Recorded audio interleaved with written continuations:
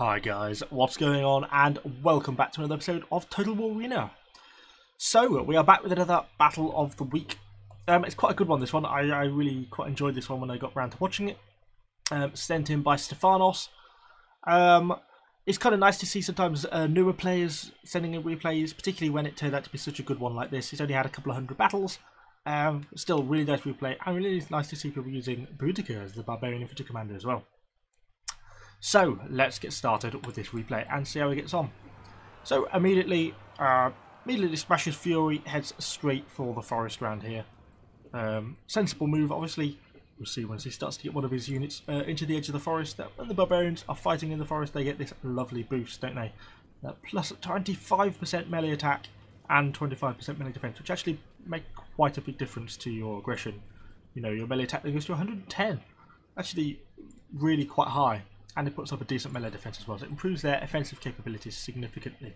On par then with Romans of an equivalent tier, roughly. So, as Stefanos starts to move through the forest. Initially, nothing spotted, but as he keeps moving up, we come across some Romans doing exactly what you shouldn't do in any part of the map, but never mind a forest, which is run as a massive blob like this. So Stefanos does exactly the right thing. He charges Furies with one unit straight into the front of the Romans, which forces them into combat.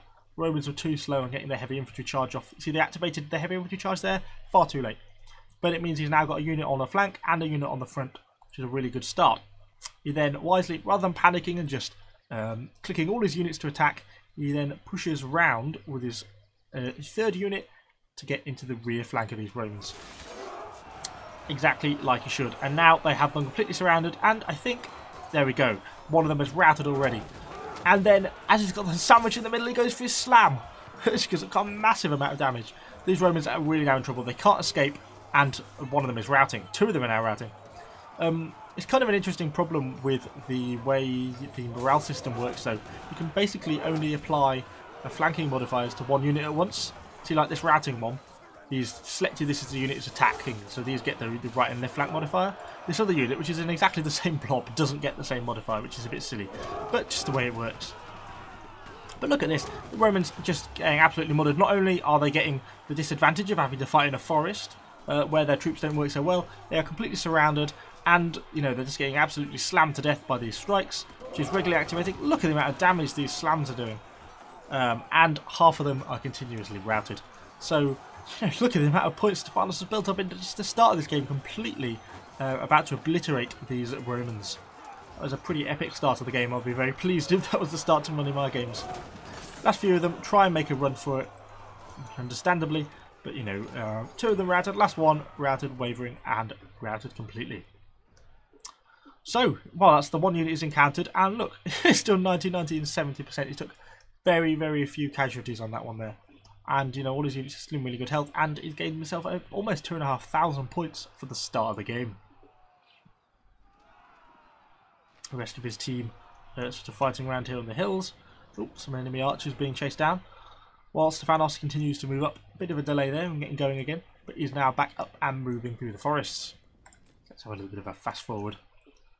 I don't think there's a lot to go on until he gets around to the next point around here. It's a pretty close game. It's the battle is in his team's favour, but it's not won. You know, it's nowhere near won yet. It's still very much a battle to play for. The team's got quite a lot of artillery kicking around in base and stuff like that, so it's easy to lose when you have large numbers of artillery. If it only takes one unit of cavalry to get in amongst them, you'll soon see your points starting to plummet. So as his units start to cross around, he starts to push into the next bit of forest. Obviously, doing the right thing, moving from forest cover to forest cover. You know. It's kind of easy to think the easy route is just to come out of this forest and take the shortcut across the open ground, but if you run into some Romans or any unit really, then you're going to be at a disadvantage because you're not taking advantage of that 25% increase to your stats you're going to get by fighting in the forest, so it's well worth doing. So as he moves into base, it looks like the enemy have got a unit of archers here. So we've got quite a few units kicking around, and you've got these spearmen coming back to base, perhaps intending to defend here. So the archer player, looking at the same person, has also got access to some cavalry. He thinks about going for these barbarians, then changes his mind, and then I believe he changes his mind again. He's caught by a bit of indecision with his Greek cavalry. Looks like he pulls back into base, but then he thinks, oh no, let's actually have a go at these barbarians. But you know, one, he activates his charge way too early, to be effective. Not to mention the fact that, you know, in forests, cavalry get massive debuffs. Look at all those debuffs they get to everything. And then, you know, they get caught in this thing, and because they're quite slow, they get that 35% movement speed debuff by fighting in a forest. He gets quite a lot of damage, 6,000 damage on them, and routs them. Although not enough to actually completely destroy the unit. But then he pulls back a bit to keep out of range of these archers. Although they actually get a flanking modifier slightly. They end up routing, but again, you know, not going anywhere. So allied units have pushed into the bottom of the base by the looks of it, starting to apply a bit of pressure now, which is good opportunity to sneak in some of his barbarians, which is split up, wise move, bringing him on around on a separate flank, giving himself a bit more in terms of tactical options and stuff like that. And the cavalry decides to get out of the way, obviously a wise move, but the same cavalry player doesn't get his archers out in time. I don't know if he was struggling to micromanage all the different units, thought he was going to go for these archers, but forgot about his own archers, which was stood in base and unfortunately been caught. And look at all those free aggression points. Just absolutely slaughters them so quickly. It's just everything you want in barbarian infantry. So he wisely notices that they've got these 2 units of tier 4 heavy artillery defended by some hastati, but they have positioned themselves behind some nice units of stakes to defend themselves. It's obviously the right thing to do. And then the Roman hastati turn up. Obviously, you know, he's only tier 3. And these Romans are better in hand-to-hand to combat than the barbarians are, so he's got to be pretty careful around that.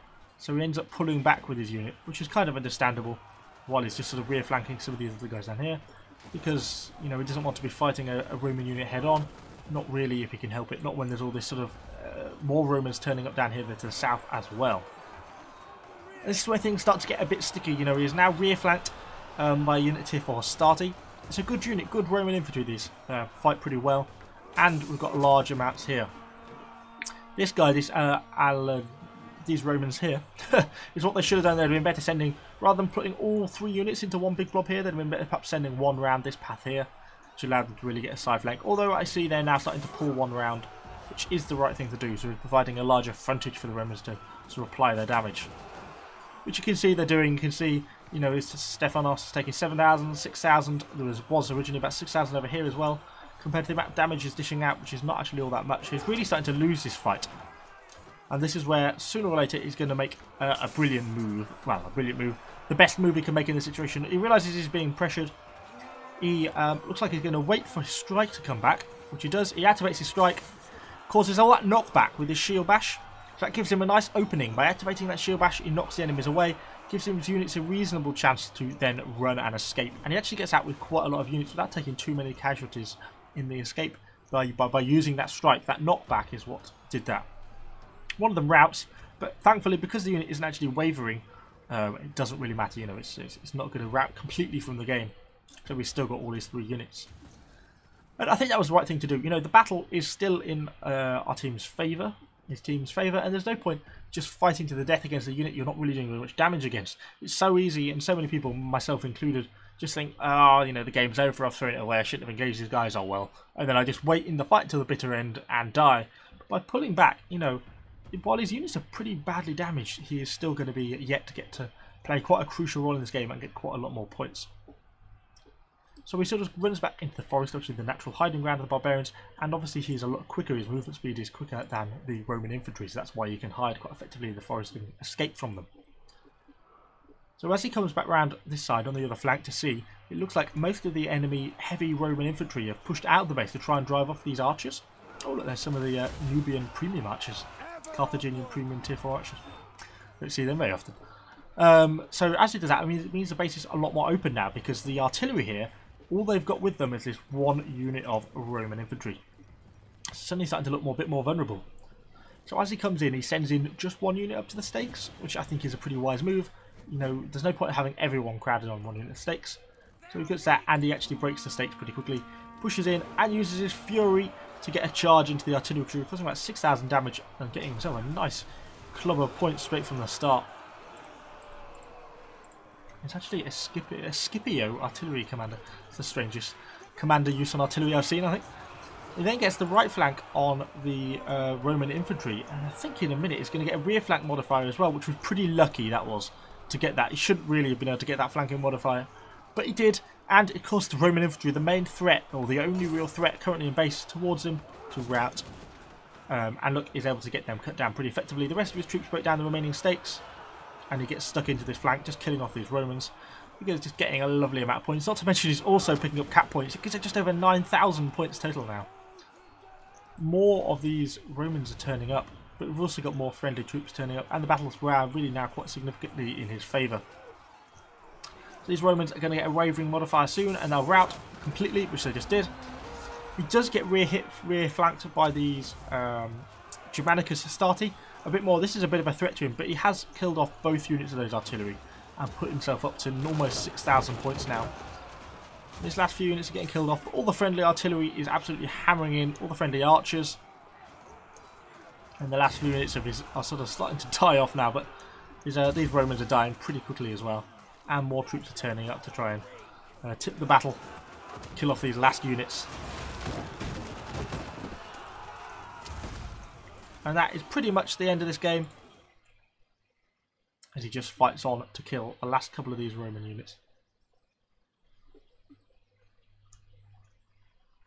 And that is almost that. So, and that is the victory. So I thought that was a really nice game. I really enjoyed that replay. Really well played, particularly for players it doesn't look like he's been in the game that long. I was pretty impressed to get an over a 10,000 point score game in tier 3. It's pretty good going, particularly with Boudica, who most people wouldn't say is the strongest barbarian infantry commander. Most people prefer Vercingetorix, particularly as you get the scorched earth, you know, those flaming torches. So hopefully you've enjoyed. Oh dear, still got my cough. Hopefully you've enjoyed this episode of Battle of the Week. If you have, please let me know what you think in the comments down below. Do you think Stefanos did quite well? I mean, I certainly do. Give the video a like. That really helps the channel out, particularly the videos. You know, if you give them a like, they really rank better in searches, and we could hopefully get towards that 1,000 subscribers, because we're really quite close now. And of course, if you're not already, please subscribe to the channel, because we're almost at 1,000 and I really want to get there. So thank you for watching, guys. Hopefully you've enjoyed it, and I shall see you all on the next video.